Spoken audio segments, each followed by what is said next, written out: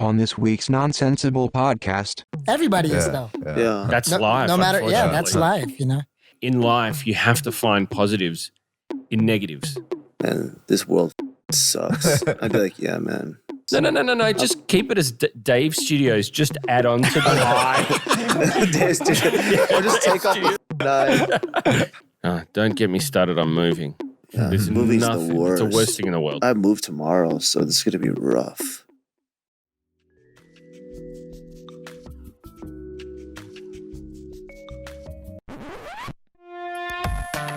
This is Nonsensible. You're listening to Nonsensible with Sam. And Dave, And Saul, what's up? And Woo. welcome back. Woo. Master Woo. That sweet chocolate voice. Sounds like fondue. Fondue. I was thinking about hot chocolate. It sounds. His voice sounds thick. Some of that thick poo. I was really wanting to get back to like where we ended that last episode, where you were saying that you went into prison when you were 15 and you came out when you were 20. All right, so let me. So it's not really prison. It's yeah. Oh, I was gonna give a quick recap. Wu told us a little story about how he used to smuggle money in for burritos. At least once. He used to stick money in his ass and then give it to guards, and he used to buy him burritos. And he used to do this Every week. every week. Every week. Oh, this is a regular thing. How It much for became one a regular burrito? thing. So if it's $5, then you Yeah. have to pay them a lot, you know. Yeah. How much? $50, you know. Whoa. $50 for a burrito. That's some Because good what they're interest doing rates. is illegal too. You know? Yeah, yeah. So, So yeah. All right. So explain us the process of you went and as a minor, you came out as an adult, correct? So yeah, so it's not prison. It's where I went was YA, Youth detention. youth YA, youth authority, Youth authority. Yeah. and so there's camp that's for completely juveniles, Mhm. and there's prisons for adults, Yeah. and there's something between, and that's YA, and it's all you go to YA if you got tried as an adult. Oh, so it's different. Like, I think, what do they call it? Juvie hall in America? For juveniles, Yeah. juvenile hall. So Juvenile. juvenile hall and YA are two different. So first you're in juvenile hall going through the court trial. Mhm. Okay. And then you get sentenced. Yep. And then so usually juveniles they go to camp for like a year or Okay. two. Yep. You know, I think it's like, you know, I don't think they do more than 3 years or 2 or something Mhm. like that. You were tried as an adult, So I got tried as an adult as a minor. For So what? for a lot of things. That's- I can't tell you in details. Okay. So I got tried as an adult. So if I had like 10 years, then I would have went to prison after I turned 20. Yep. Yeah, so I got 5 years. So I did 5 years sentencing, and I was actually thinking about becoming a lawyer when I come out from YA, because Wow. I was studying a lot of that stuff when I was locked up. Because all you do is work out and read books. Yep. Mhm. You know, that's all you do. And like I said, I'll go crazy if I don't do anything. I was like that since when I was a kid. So I was just working out every day, just reading books every day. That's all I was doing. And later on, I found out because my mother didn't do well with the paperwork. Mhm. So I wasn't a citizen. So I got deported to Korea when I was 20. The second you came out, Yeah. you didn't even. So I realized, like a few months before I was about to get released, they told me. So and then I got transferred to deportation jail, and then I was there for like, there's no time limit there. You know, I Yeah. mean, you just gotta wait. And I have some serious PTSD from that place. Mm. That place was nice, but I didn't know when I was gonna get out. Mm. Whoa. You know, I already finished my sentencing, and then I stayed there for another 4 months. Maybe it was better that those 5 years that you didn't know that you were going to be deported, right? Yeah. That would have sucked. And so you had no idea for years and years I and years didn't that know you were I was going to gonna get. get You thought deported. you were just going to come out to Yeah. the States. yeah. So my goal was. So you didn't even, you'd finished your sentence. You didn't even get to go home. Uh-huh. You were transferred straight to the next facility. Yeah. And from there, you were deported straight away. So you didn't get to go and get any of your Nothing. clothes, Nothing. any of your, oh, wow. That's rough. Because I was dreaming about the last place that I left. You know, Yeah. my bed and Yeah. my space, Yeah, of course. and you know, my boxing gloves and Yep. all that stuff. And you know. burritos. And burritos. And even mum's home cooking. yeah, that Whoa. too. And did some- mom get deported too? No. She's a citizen there. Yeah. Yeah. And so for 4 months, I didn't know when I was gonna get deported. You know, that was just driving me crazy. Yeah. And there was no books there for some reason. You know, there was no library there. So all I did was work out, like do 1,000 push-ups a day, 500 squats. Yeah. Whoa. Why were you with? And it's all people that were gonna get deported. Yeah. There's a documentary on Netflix at the moment that talks about deportation and illegal immigrants in America, and it actually references some of these facilities in the States, and they actually interview people that are being held in these facilities, and some of them have been there for years, and they have no idea what's going to happen. And I Like saw- some of them think they can, like they'll get released, because some of them do get released, but obviously people get deported, but they're just sitting there waiting with no date. It's rough. And you were there for 3 months. 4 months. 4 I think months. around 4 or 5 months, something like that. And I started having nightmares even when I was there, like not being able to come out from jail. Yeah. And I still have it. But it gotten better, but some days I'll have it like every other day. And yeah, it's a bad feeling when you wake up. Going in as a 15-year-old with a 5-year sentence, when you turn 18, in changes. most parts of the world, you're an adult. So you didn't get transferred to adult prison at all. No, in YA, there are kids up to, I think, 20. Mm. So you're right at the limit for Yeah. YA. So if you pass that age and you still have sentencing, then you get transferred to prison. I don't know if it was 20 or 25. I'm not 100% sure. So you get out, and do you get to like give your mom a hug before you get on the airplane to No. be deported to Korea? No. What happens when you get out? The second you Oh. get out of those walls? Oh, so they wake you up at like 4 o'clock or 4 or 5, and you pack your stuff, and you're just going around places with other deportees, and you wait on a tank. And then you go to the airport with 2 cops. And what I remember now is I asked the cops, can I have an ice cream? You know, it's gonna Yeah. be my last ice cream in the States. So Yeah. so he bought me an ice cream, you know? And Wow. well, what I remember. Oh, and the craziest feeling, I don't really think about this every day, you know, Yeah, but yeah. I'm trying to trace back. And I remember getting out from the van, and I'm still shackled, my legs and I'm shackled, but in a normal clothes. So people can't really recognize if I'm shackled, you know? Yep. Yeah. And because I'm not shackled like this, you know? Mhm. And I see just people walking without looking at anything, just walking and walking, you know? And that, it kind of fascinated me. I haven't seen that for 5 years. Yeah. Whoa. Because we're always walking with our hands behind our back, Mm. you know? And to see like a real woman. You might have seen some like women too. That, I'll get to that later. Yeah. And yeah, it was just fascinating, just people walking. Wow, must know. be. I was just, because you're used to seeing like yeah, it's like people who live in the rainforest. The second that they like see somebody like a mile away, if they get out of it, they're like, "Well, that person's really small," yeah. because they have like no depth perception. Mm. So for you, it's like just people don't really move much further than this, and you see them just. And not Yeah. and, Just and freedom. they're not walking in a straight Wow. line. They're all Yeah. walking independently of each other. Yeah. It's no regimentation. Yeah. And so I get my ice cream and go to the airplane, and the cop's sitting next to me like this the For whole time, For the whole flight. as the whole flight. Whoa, really? And I come to Korea, and there are other Korean cops waiting for me, like 5, 6 of them. And so they say, "All right, Mr. Wu, we'll see you in the next life." And Damn. they take me to some place in Korea, Mhm. and they kind of they ask me just a bunch of questions. Interrogate. Yeah, Interrogate. but not like seriously, Yeah. because I'm a free man, some part, you know. And so I just answer all the questions. And my Was your unc- Korean rusty at the time? what you mean? Was your Korean a little bit rusty? Oh, it was bad. Okay. Now my English is bad and my Korean is bad. You know, I feel like a complete caveman sometimes, you know?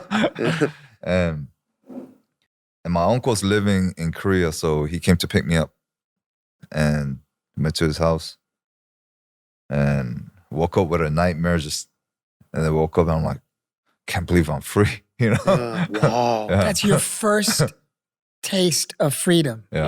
In a completely different country. Yeah.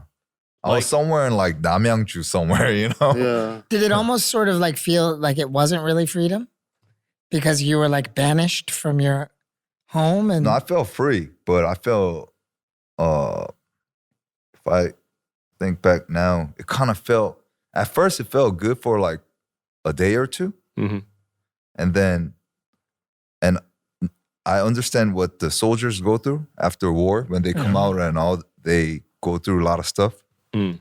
and the loneliness because nobody understands.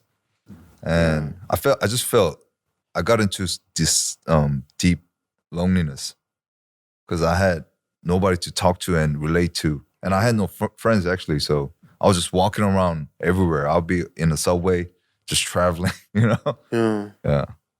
What did you do on the flight? I mean, you've got two cops on either side of you. I was just watching a movie and crying.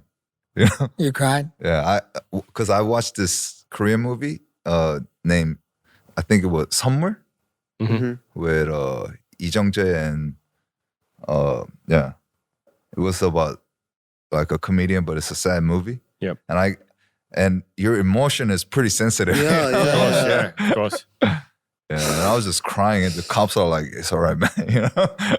Jeez. Oh my God. It's real. Well, I mean, that was sick. Oh, That's- and about the girl, because everyone was felt older than me. is it the plane. in America or In the plane, I'm talking about Oh, the in the plane. plane. in Were the you plane. still shackled in the plane? Yeah, I was my feet, but they let my hands go. You know, and What happens if you need to go to the toilet? like, you could walk. It's not like a shackle like this. Okay. It's a comfortable Okay. shackle. And I saw a girl my age inside the plane. You know, Mhm. and I just wanted to talk to somebody. You know, Yeah. and eventually it was a girl, so I start like talking to her. You know, Yeah. You talked to her? yeah, I talked to her, and then. What'd you say? And she was like, "What's on your feet?" She's like, that's some bling, man. That's some bling. I love the jewelry. It's a new trend. She didn't. I guess she didn't see it, you know. And we Yeah. were just talking for a little bit, Mhm. and then I guess and then I was like, "You want to talk in the back?" That's what I said. You actually said that? And then so she was like, "Okay," and then we went to the back, and we were just talking, you know. Oh, okay. I thought you meant like inside the bathroom. No. No, in the back. In the back. In the back. In the back. I Like thought you said behind the bathroom. bathroom, you know. Yeah. Yeah, there's a little hallway there. Yeah. Yeah. On the international flights, there's a lot of room Yeah. back there. So I'm like talking to her, what I'm getting deported, like stuff like that. You know? But you telling her this shit? Yeah, I told her. And she's, like, bro, twirling her hair, like, really? My legs, She my had- legs shackled, you know. She hadn't seen the shackles? No, she saw it. Oh, she saw. Oh. Okay, she eventually saw them. And she was just like, wow, really? Like, wow. you Wait, know? was she hot? She was cute, I think. Yeah? Korean? Yeah. Oh, Korean. Yeah. Were you speaking in Korean or in English? English. Oh, in English. Okay. And she was just surprised, you know. The cops came and he kind of yelled at me. I felt kind of embarrassed, you know. yeah, Yeah. He yeah. was like, well, what you doing? You know, go sit down. You know? You felt like a And she child. was like, oh, surprised. Yeah. Oh my God. Were you so mad at him for breaking it up? Yeah, I was pissed for a little bit. Yeah. What are you going to do, though? It's not like you can. Yeah. Yeah. Yeah. But I mean, if I was the policeman, I'd be like, come on, dude, this guy's been locked up for 5 years and he's talking to a woman for the first time and you're going to block like that? Like, what's the worst he's going to do? He's shackled, True. you know? Yeah, I mean, if you're shackled and then you're on a plane, 20,000 feet in the air, Yeah, it's you- not like you can escape. Yeah. Yeah. So then what happened? So I'm in Korea. To make the long story short, so I'm in Korea, not knowing anybody. I was just traveling in the subway. Was it your first time ever to Korea? No. Okay. But it's been, can't remember when, you know. It was tiny when you got here. So Pretty much basically, it was the first Kind time of. as a Yeah, as an adult. functioning, you know, Yeah. So like, Yeah. born here, moved to the States, and it's your first time back since moving to he the was like States. in early elementary when you went to the States, right? Yeah. Early elementary, like first or second grade or some shit like that. so when you get off the plane, what is like the first thing you notice the difference between Korea and LA? Everything, you know. Yeah. Just the colors and just everything. You know, same thing you felt when you came Yeah. to Korea. you Yeah, know? yeah, yeah.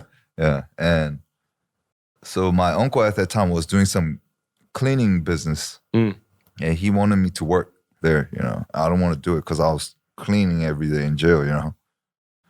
So I was just traveling around, and then I found a place, and it just looked better than the other place, cleaner, and actually it was Apgujeong area. Yeah. And I told my uncle, I'm like, I want to live here. And he's like, you chose the most expensive part. Yeah. Wow. How can I live here? So it's like, there's a Koshiwon, where you could live. Yeah. And for a Goshiwon is like a studying room for people that don't. It's like a tiny little room that you can fit a bed in and like a exactly. wardrobe. It's kind of like another jail. It was like another jail cell. That's what I was about to say. Not to be insensitive, but it sounds right up your alley.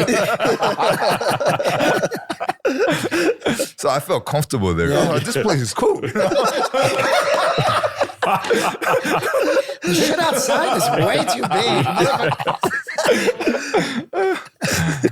big. So I started living in Koshiwon. That's where you learned how to dance. This place is sick. He starts doing the robot.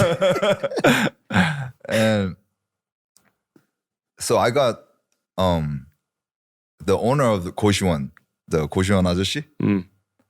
I guess he was asking, he asked all the people that lives there, and then I told him my story, but he kind of took it with love, because he noticed I was so young, and the stuff I went through, I was so young, and he was just like helping me with a lot of stuff, and so I used to just eat dinner with him every night, talk to him about his love story and all the sadness he goes through with life. And I just became friends with everybody there. So it was like a jail cell with freedom. Were there a lot of constant people there, or so they would stay for like months at a time? Yeah, some people would stay there for like 2 years, like students. They had to study. Some people stay for like a month or two. People stay there that long? I didn't know that. Yeah, man, it's cheap. Even nowadays, people have that's almost like a permanent residence for some people because they can't afford to live in other places. A place to sleep, a desk. That's all you need, man. For some people, that's all you need. That's all I need. And so I became friends with some, and I was going to park or like school to do pull-ups and stuff. And, I started playing basketball a little bit just to make friends. And I met a friend. He wanted to be a rapper. And he actually became a bodybuilder in Korea, but he wanted to rap at that time. And he told me, hey, there's a place called Hongdae, we should go, Everyone's got one of these stories. Everyone's got one of these stories. Oh, shit. Yeah. And I'm like, Hongdae? Let's go, And at that time, there weren't clubs like right now. What year was night this? to 2000 or something like that. 2001, 2000, somewhere around there. Yeah. Sam was here, right? So that was kind of more. It was, I guess they called them rock cafes at the time. They were more. It was, but it was club actually. It was club, And so I go to Hongdae and I go to the club, and I was just blown. Like how many people? How many people we went in the club? Oh, no, in the club. Same as now, right? Same as now, but it was packed because it was. But not weekend. everyone knows that, right? I had no idea when I went to my first club in Korea. I thought it was the craziest thing I'd ever seen. I'd never been to a club with more than like 100 people in it. Oh yeah. It was packed. Yeah, but I'd never been to club before, so Yeah. So it was just like a new world. And so everything for you is so like I didn't even think everything's brand new. Yeah. Having This is my favorite podcast, not only that we've done, but that I've ever heard. This is so dope. Your adolescence until you're an adult spent in jail, your first taste of freedom is in a foreign country, and it's the first time going to a club, drinking alcohol legally. All of this is a first. It's like everything that you want out of a story. Yeah. And then so we start going there. To make the long story short, we were going there every weekend, and there was this mean-looking guy. Like he was about your size. Yep. Shaved head, just tatted everywhere. And he pulled me aside. Like he said, "Hey, you're from the States." I'm like, "Yeah." You got deported. I'm like, "Yeah, I got deported too." And then he was in control of Hongdae at that time. He was the man. He was the man of Hongdae, you know, and he was the man of that club too. Not the owner, but he was right under the owner. And so I became close with him. And he asked me where I live and all that stuff. I said, "You're lonely, right? Let's come and live in my house, and we could figure shit out." So I started living in his house, and I started working there. And At the club? Yeah, at the club. That club that I was going to. Yeah, and it was fun for about a year. It was just fun. What was your job there? At first, I was just cleaning. Just cleaning, picking up bottles. So when you didn't want to clean for your uncle, but you ended up cleaning the Clean club. for that. There are perks to It was working like with that different guy. kind of cleaning. Yeah. I know. Yeah. And so I was making friends, but after a year, I started going through some depression because it was the lifestyle was repetitive, and I had a big dream of a goal of myself when I was a kid. I wanted to be a boxing champion. After jail, I wanted to go to like the boxing Olympics. And I wanted to become a lawyer and all that stuff. And I'm like, damn, what am I doing here? You know, the reality of this soul life kind of hit me. Yep. Were you drinking a lot? No, I wasn't drinking at that time. And like I said, last time, Hongdae was pretty crazy. It was a lot of fights in the streets. It was the Wild West back Yeah. then. Yeah, it was. Yeah. It was. It's nothing people could really think about the new generation how Hongdae was, and they think it's crazy and fun right now, but it was crazy. There was back fights. then, you know? There was fights every weekend in Hongdae. Like on every corner, there'd be a fight back then. Yeah. Like, and it'd be groups of people like fighting. Yeah. So in the club, I was doing multitask. Afterwards, after about a year, I was doing a guard. I was working a bartender a little bit, you know, and the depression hit, and so with the dance thing, a lot of dancers used to come to the club, and I found them really interesting, you know, the way they were moving and stuff, and I became close with them, just giving them drinks, free drinks and stuff. And they were teaching me kind of like the history of the Korean street dance and stuff like that. And the boss of the club was also telling me to dance because he was a dancer too. But I don't know what to do with my body because I had like 18-inch arms at that time, you know? My arms are like 15 right now, but I was huge. Oh, you were jacked? Yeah. And I'm like fresh meat off of jail, you know? Yeah. Wow. Yeah. And so I went to some studios of the boss, and I didn't really find it interesting at that time, what they were doing. I wanted to learn the dance the dancers were doing in the club. They looked more free. You know, they were like poppers, hip-hop dancers, b-boys, and stuff like that. And you know, they gave me some videos to watch, literally videos at that time, you know, like DVDs and stuff like that, you know. And some dancers came, and I still didn't know what dance I wanted to do. And I was getting more depressed, like huge difference every day. Just, and deeper and deeper. Yeah, deeper and deeper. And like some dancers came from LA for some work in Korea. And I met one of them, and he was a krump dancer. And I saw him dance in the club, and it kind of fascinated me, you know? And at that time, krump wasn't popular at all. Like, it was just barely coming up. Yeah. So I got close with him, and we became friends, and he gave me a DVD of the lesson DVD he made. So I started practicing through that. And one of the dancers that I became close with, the Korean dancer, he told me, you know, let's go on a performance competition. Because what you're doing is, I don't know what you're doing, but let's go. You know? You were that kind of a natural at it. Yeah.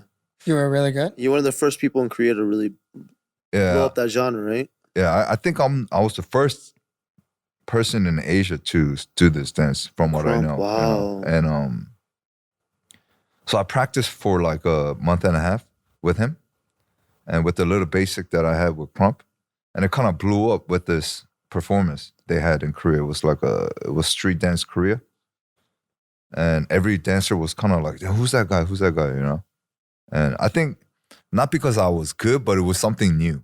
Mhm. Yeah. You know. And after that, we didn't win, but we made kind of like the noise in the dance field in Korea.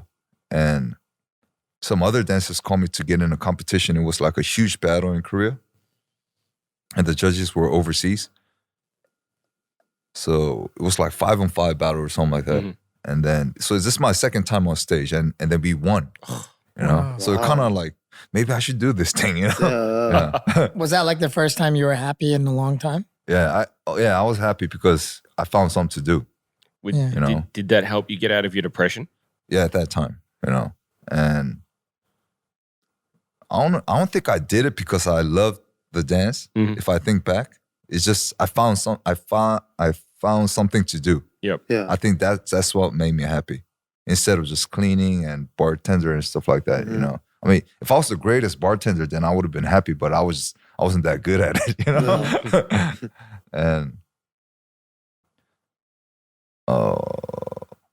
and then my friend died, the one that took care of me, that I was living with. The guy in Hong that Yeah, guy from the Hongdae. king of Yeah. Hong, that we used to call him the king of Hong. He died from a car accident right after he got married and had a kid.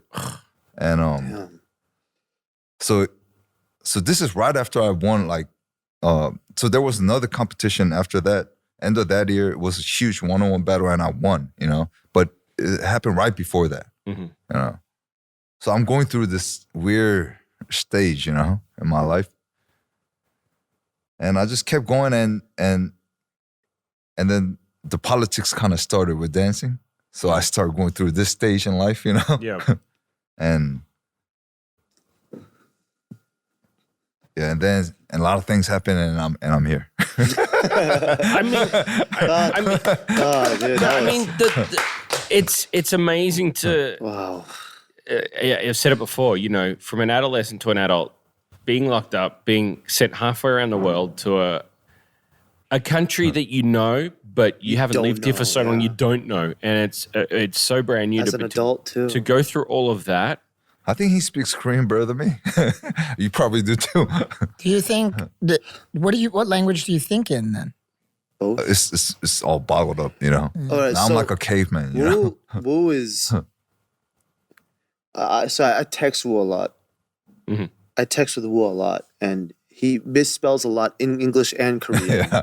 Like he spells calm down, COMEDOWN, but he also spells everything wrong in Korean at the same time.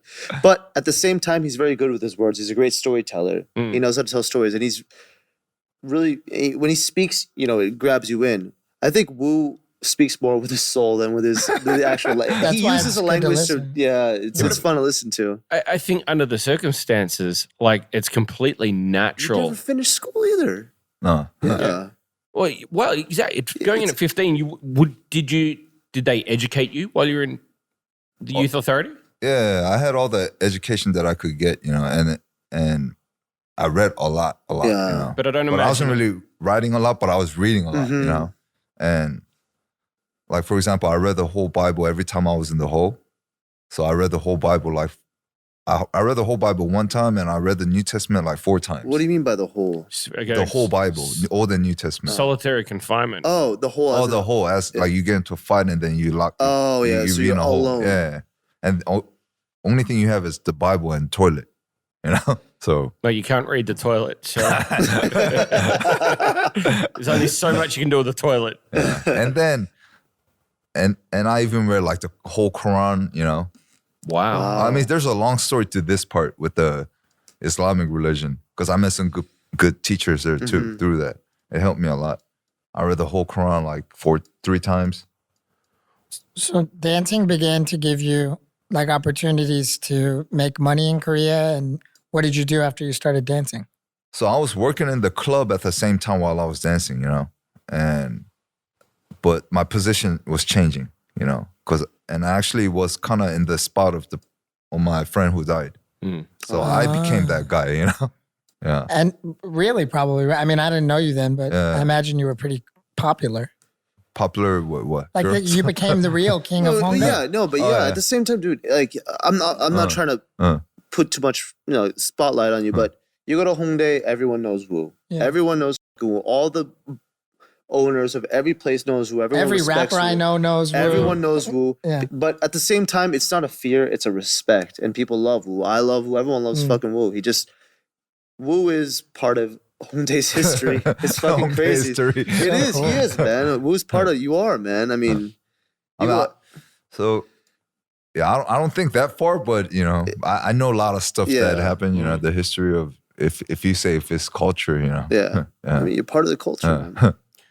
What happens when you're in this, prison, for lack of a better term, when you hit, say, the age of 18? Mm-hmm. I know in America, 21 is, when you can legally drink and whatnot, but is it something you celebrate? Is it something that's just skipped over? Interesting. Yeah. Oh, no, you don't celebrate. And I keep forgetting numbers a lot. Mm-hmm. For example, I can't remember people's birthdays and stuff like that because I made this button in my mind to just erase a lot of stuff. I mean, probably everyone have that thing, but like I didn't even know it was my birthday has passed when I was locked up. Oh, interesting. I wasn't looking at calendars at all. So every day was a blur. Yeah, it's like I'll just try not to look at numbers. What about in terms of counting down the days before you were released? Was that something that you were thinking about? Not clear, not like I wasn't doing if there's a calendar, some people they'll just mark it like But that. in your mind, there was time. I know it's coming soon. That's because I'll never look at that stuff. It was like a trauma for me. Being incarcerated for a month is hard. Yeah. Even a day is hard. Yeah. Imagine how long I was. Yeah. Dude, yeah, man. Just sometimes being stuck somewhere for 2 days feels like a lot. Well, it's like, and it's at the moment we've talked about COVID many times before, but people are like, I'm in quarantine for 2 weeks, or you're stuck at home for a couple of days, and people are like, I'm going crazy. Yeah. Imagine doing that for 5 years. Like 2 weeks doesn't sound so bad. All of a sudden, I have a question. This is a more of a what if question. If you could go back, it's never live in regret. No, I don't like to live in regret either. But if you could go back at 15 and you could go back and do it over again, would you stay the way you are now, or would you do everything over again? If I have the memory system, I'll go back. You go back? If I have everything in my head right now. Yeah. But do you think you would have gone the same path or been as, I guess, persistent with what you had to do so desperately? I'll do exactly what I'm doing right now in 15.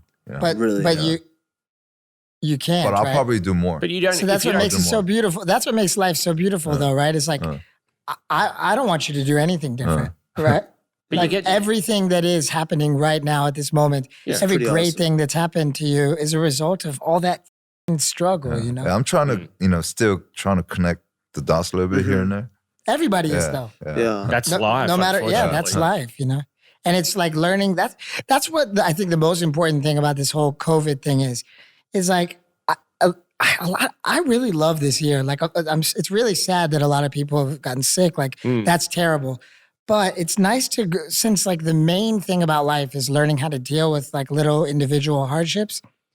Why not have one big one all together? Like as a big group that we all come through together and we're going to come out on the other side and we're going to go, we're better because of this. We're stronger because of this. I kind of like the communal struggle. It's been a learning experience, that's for sure. Like everyone's going through things that we've never experienced This in is our history. lifetime. It's crazy.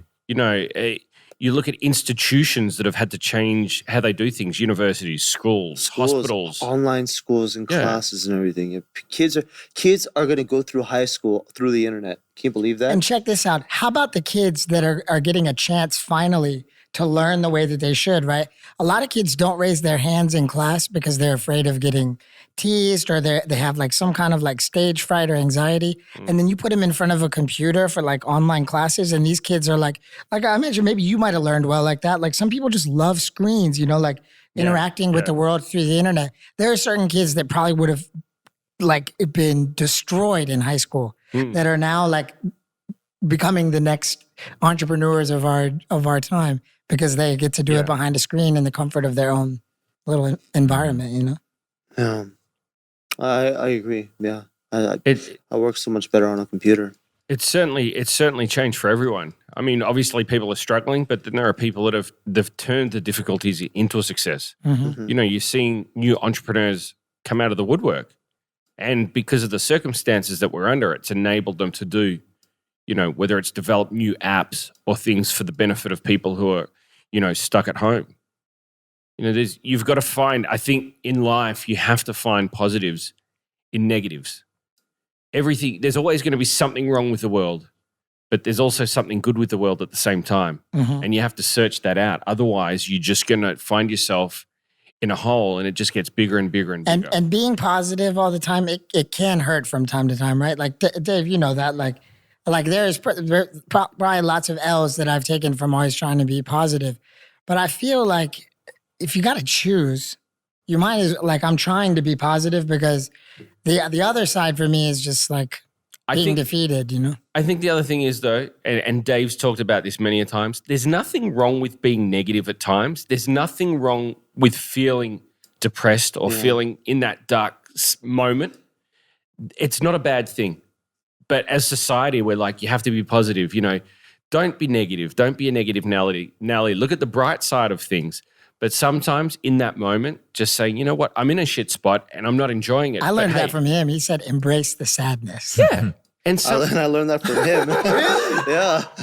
The circle of life. Yeah. And embrace that moment because, you know, the next day, chances are it is going to be better, but, you know, you have to feel the pain as well. An old conversation from me and Wu like 3 years ago, and like Wu would be like, how's life? I'd be like, shit. He's like, me too. It would just walk quietly. That was a conversation with me. He's like, man, this world sucks. I'd be like, yeah, man.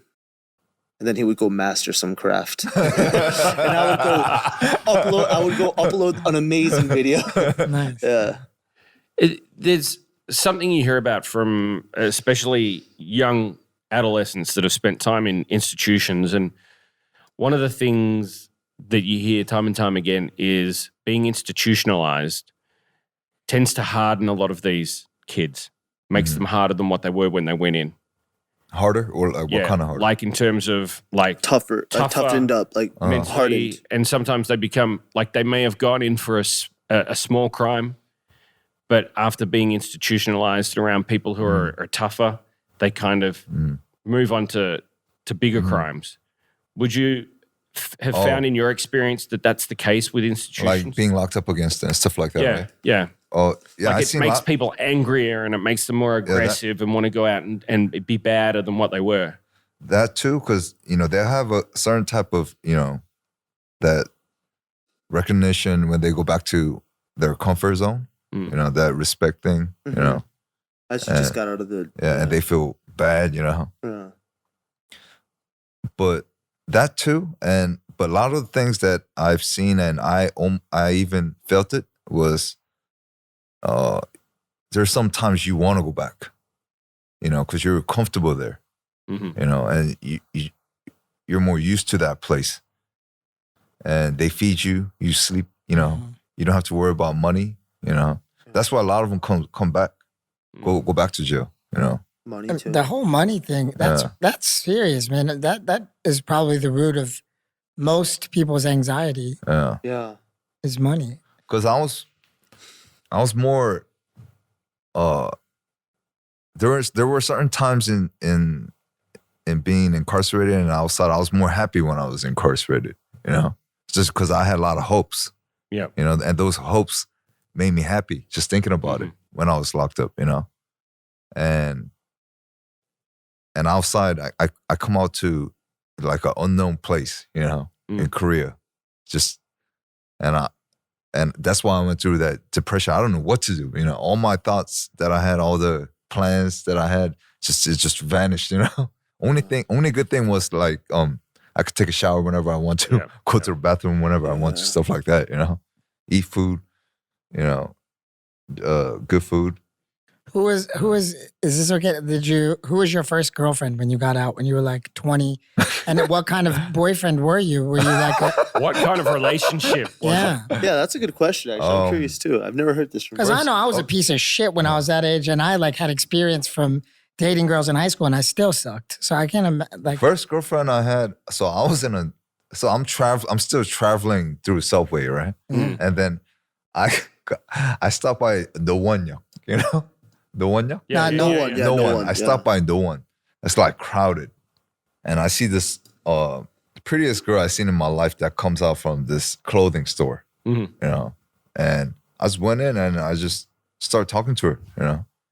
And then what'd you say, like, 안녕하세요? I can't remember exactly what I said, but I just asked for her number, I think. Yeah. And and the name and stuff, and she didn't give it to me, you know. Yeah. So I'm like, okay, and I had to go too. Yeah. You know, for something, I don't know. I can't remember, but I think the bus or something too, because it's a far away to Hammington. And so I went there again. I asked her again. And she gave it to me the second time that I went. And we met the third time. And it was just like normal, you know. But she was just surprised with my story, you know. Yeah. But like, did you date her for a long time? Did I date her a long time? Mm-hmm. Yeah, like 2 years, I think. Oh, wow. What do you expect in this story, Saul? No, Nothing really different. I don't know. But you think as a 15-year-old, I was a pure jacked dude, you know. Yeah. No, but I can see where he's coming from. As a 15-year-old, that's kind of like You didn't get the experience. That's where your prime kind of dating experience starts, and you've got like a 5-year period of life that is just that doesn't exist. So it's kind of like I understand. And 5 years. 5 years like, of pent up hormones. I don't know what I It want was a to good know. question. I said it was a good question. When my friends have gone to jail before, I'm always just like, how'd you not do that for that long? The other thing is, I'm thinking you come out and you've got this angst, this anger that's been pent up. And, you know, chances are you could come out and just be an aggressive kind Overly of alpha aggressive. male. And when it gets to dating a female, like, do you kind of, you know, do you become sensitive and whatnot in that situation? I guess, I kind of think the same. I've never been to prison. I don't know. But it was nothing new or special, I don't think. Nothing new or special. If I think back, it's just everything. It's the same with that. You know? Maybe you were even, see, I guess I'm expecting like people when they come out of jail to be these like hopped up on like hormones, like really like full of angst and like Sexual anger kind of angst. people. But maybe being in prison that long really like toughens your mental in a way that makes you really sensitive to what other people are going through. I wasn't really like that because the teacher that I met on my last 2 years, before my release, you know, and he was an Islamic teacher, and because of him, I still think about a lot of his things that he taught me, because he wasn't really teaching a lot about religion. He was just teaching about life. It was like 50-50, Yeah. you know, and I think that's what he kind of made me calm, you know. So I was really calm when I came out. He taught you how to like harness all that And energy. Hongdae made me crazy. Yeah. You know? Yeah. It tends to do Yeah, that to later people. on, Hongdae made me crazy, you know? Yeah. Because, Yeah, maybe you just became so good at harnessing that energy that I'm looking for this like crazy story about this maniac, horny 20-year-old getting out of jail. But really, you'd learn how to deal with all of that. I had more control when I first came out, you know? Yeah. Because I had this thing like, I'm never going back to jail again. Yeah, that's what I was going to say. There's two lines I thought. I've talked to Wu, and I also have another friend.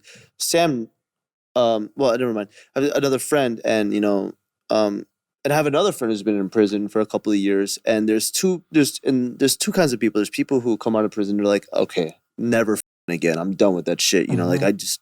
And then there's people. And there's people who come out going again. and they're like, yo, I was in prison. Now you know, like I was in prison. I'm the top dog. You don't respect me. There's two kinds. I think there's a lot of different kinds of ways to come out of prison. But I think with Wu, I know Wu doesn't like to be held up, and I know Wu likes to do shit. You know, so it also seems that Wu kind of attracts a certain type of person to him as well.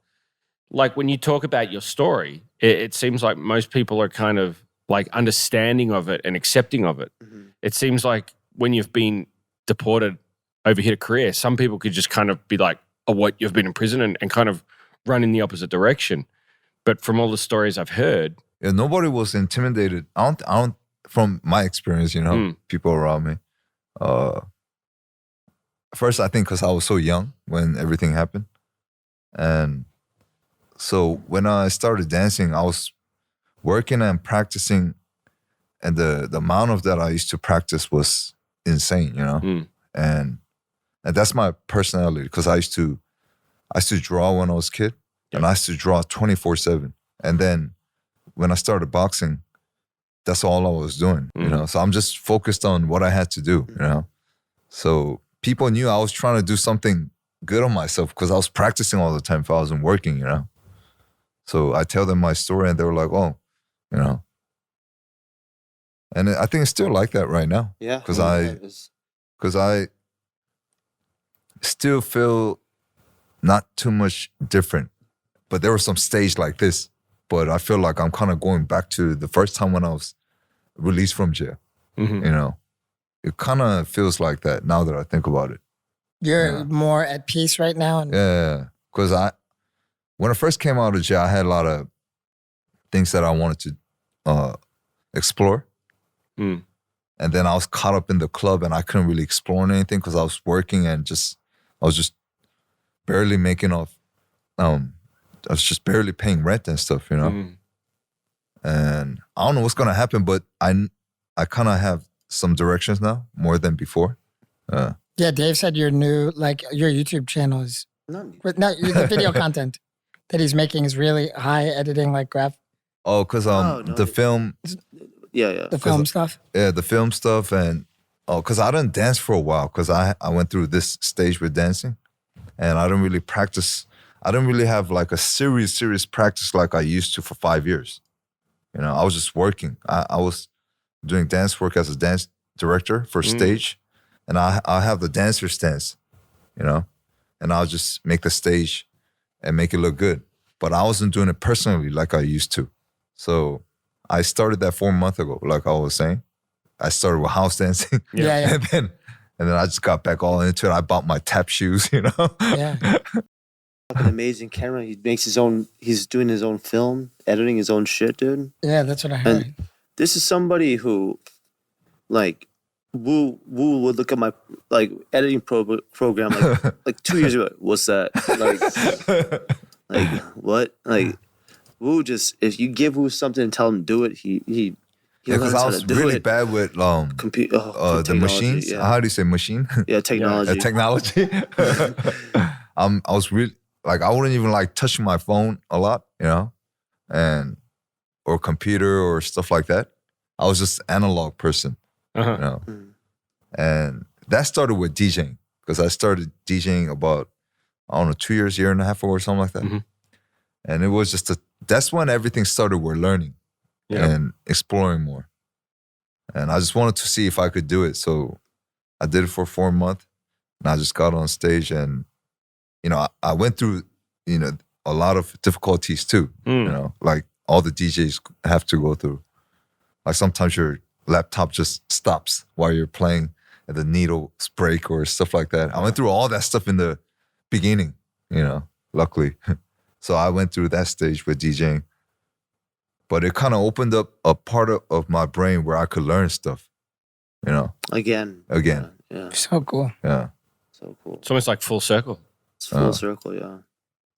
Because there was some stage I couldn't learn anything, you know, because I was so caught up in the stuff that I was doing. And if somebody tried to teach me something, it wouldn't go in. You know? Yeah. It just felt like my brain was just like a balloon, you know, that's gonna blow, you know? I hear you though, because I'm good at everything I do. So See, I'm at that just like nothing's sticking. Yeah. It's just like there's something here stopping it from penetrating my brain.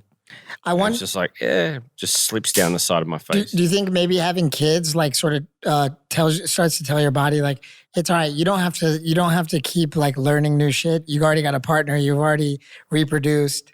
You can just relax for now. I think with young kids, and I was talking about this with another parent the other day, at this time of life, you just get incredibly forgetful.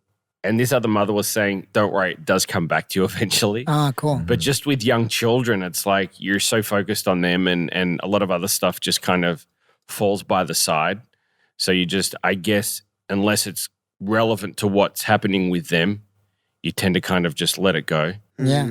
So I just kind of feel like I'm my IQ is diminishing day by day at the moment. I don't think that's the... Well, I'm sure it's not the case, but it just feels like it's just, you feel very like, you're just like, why am I forgetting simple things? It's because you have so much on your mind. So you have the responsibility of your children, of your family, of work. You have this podcast, and then Sam still saying, let's go do an escape room. Like, how do you fit everything in, man? I'm sure that's what it is. There's just so much going on. Yeah, man. It doesn't matter if you're 40 or 14. If you have that much stuff going on, you're gonna forget some of the shit in between, man. Mm-hmm. Look at me, dude. I mean, I just with anybody, man. I have to move tomorrow, and I have to do some editing work today, and I have to switch my internet to the new house. Well, like anybody, man. I think you just have a lot on your plate, you know. Don't get me started on moving. Yeah, moving's the worst. It's the worst thing in the world. I move tomorrow, so this is gonna be rough. Are you moving on your own? You got a lot of it packed already, right? I got a lot of it packed. I'm gonna hire like a moving crew. I have to clean the entire. I have to hire people to clean the entire house before I go because the landlord says it's not in the contract. So I have to I have to tear down my studio that I made and What are you gonna do with that? I have to replace the windows. He says, or you pay for it. What are you going to do with the studio? You're going to make a new studio? I have to make a new studio, yeah. Yeah, I'm thinking about naming my studio Dive Studios. I have this like neon green sign with white letters that says studios. No. Just keep it as Dave Studios. Just add on to the I. Dave Studios. Or just take off the fucking I. Take out the I, put an A in there in a different color. You get to go. To make that logo, the triangle. All right, cool. Man, thank you so much. Thanks so much, Roo. Well, let's wrap.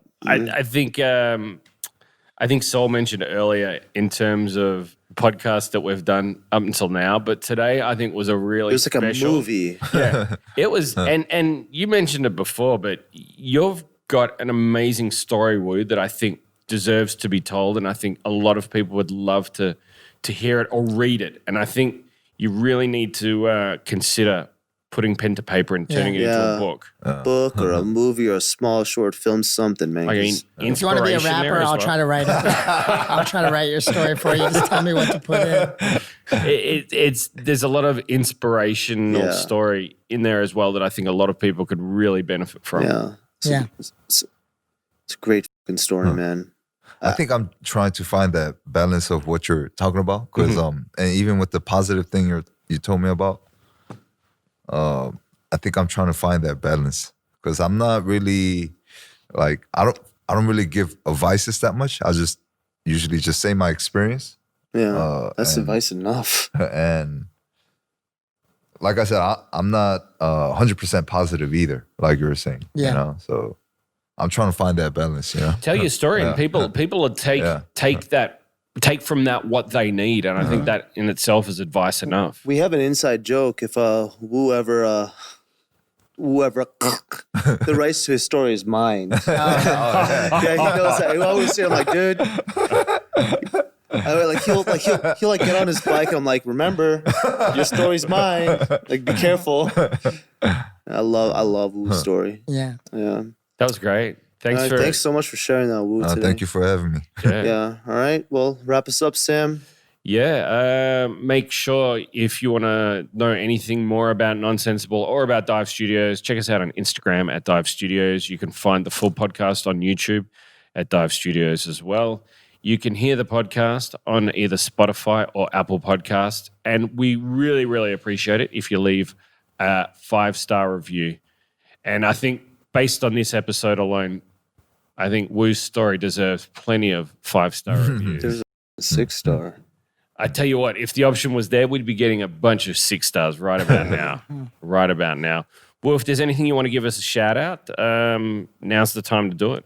I'm going on his what's that thing? Twitch. Oh, Twitch. Uh-huh. So yeah, follow on that. DAEBBUING. His Instagram is _Mr_Woo. You can find his recent jazz short movie work on Ameba YouTube channel. Thanks so much, Woo, for joining us. Thanks for the amazing episode. We'll catch you guys in the next episode. Peace. All right, peace. Yeah. Hope you enjoyed the clip. If you did, listen to the full episode on Apple Podcasts or Spotify. And make sure to subscribe to this channel, Dive Studios, and put those notifications on. Hit that bell. Whoop, whoop, whoop.